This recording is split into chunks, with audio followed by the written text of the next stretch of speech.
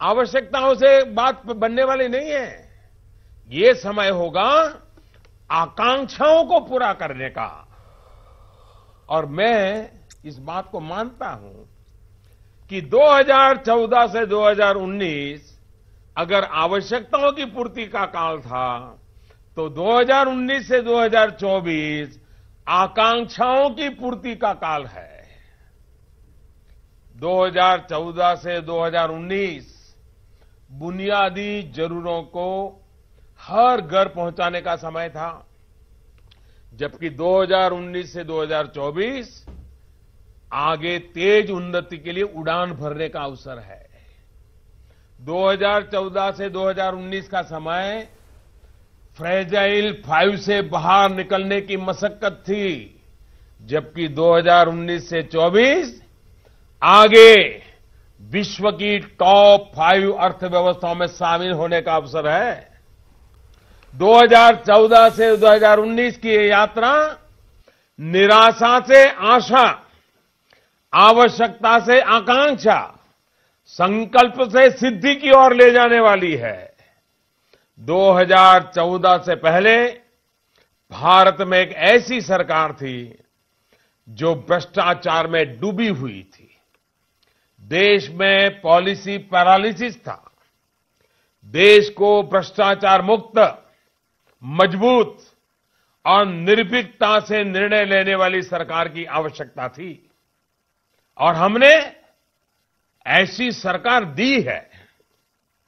2014 से पहले देश का आम आदमी आसमान छूती महंगाई से परेशान था।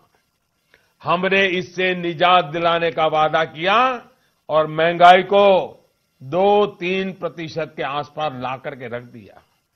साथियों, हमें इस बात की खुशी है कि 2014 से पहले देश जिन चीजों की आवश्यकताएं महसूस कर रहा था, हमने 125 करोड़ देशवासियों की मदद से उन आवश्यकताओं को पूरा करने के लिए कोई कसर नहीं छोड़ी, पूरी मेहनत की है। इसलिए आज जब जन आकांक्षाओं को देखता हूं, तो हमारे काम करने का उत्साह कई गुना बढ़ जाता है। और इसलिए मैं स्पष्ट कहता हूं कि 2014 का चुनाव देश की आवश्यकताओं को पूरा करने के लिए जनमत था, और 2019 का चुनाव भारत के जन जन की आकांक्षाओं को पूरा करने के लिए जनमत होने वाला है। बीते 5 वर्षों में देश में किस तरह का बदलाव आया है, वो हम सबके सामने है। आज हर भारतीय बदलाव महसूस कर रहा है।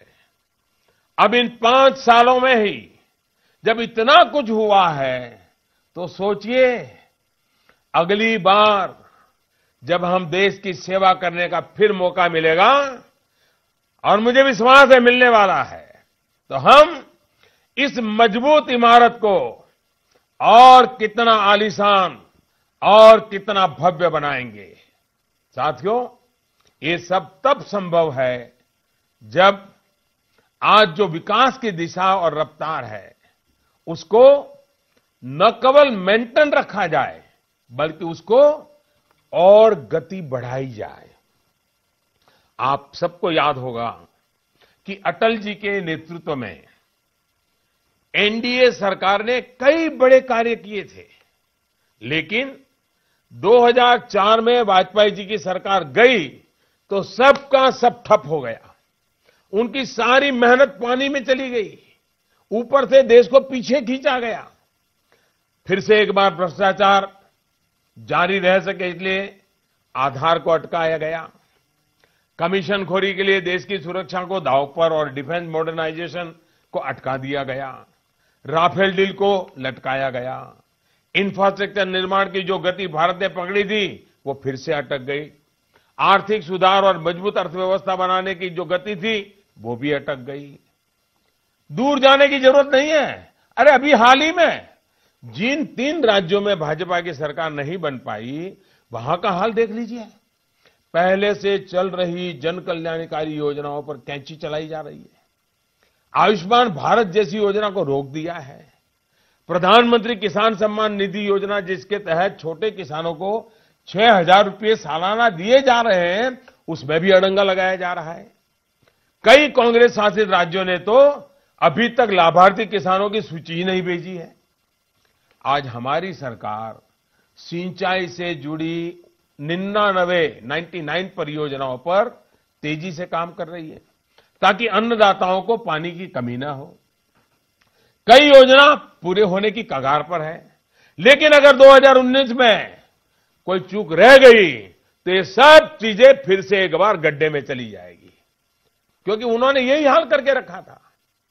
हमारे आने से पहले भारत विश्व की 11वीं सबसे बड़ी अर्थव्यवस्था था। बीते 5 वर्षों में सरकार की नीतियों से हम 11 से कूद करके 6ठे नंबर पर पहुंच गए। 6ठी सबसे बड़ी इकोनॉमी बन गया है। हम भारत को जल्द से जल्द तीसरी सबसे बड़ी इकोनॉमी बनाना चाहते हैं, लेकिन जरा सी चूक से विकास की ये तेज धारा रुक सकती है। और अटल जी का हमें अनुभव है। हमने ईज ऑफ डूइंग बिजनेस की रैंकिंग में भारत को 142वें से 77वें स्थान पर पहुंचा दिया है। जरा सी चूक से फिर से ईज ऑफ करप्शन का बोलबाला हो जाएगा। आज डीबीटी के माध्यम से, डायरेक्ट बेनिफिट ट्रांसफर के माध्यम से सरकारी पैसों की लूट बंद हुई है। देशवासियों के हजारों लाखों करोड़ रुपए भ्रष्टाचार की भेंट चढ़ने से बचे हैं। जरा सी चूक हुई तो बिचौलियों की लूट फिर से शुरू हो जाएगी।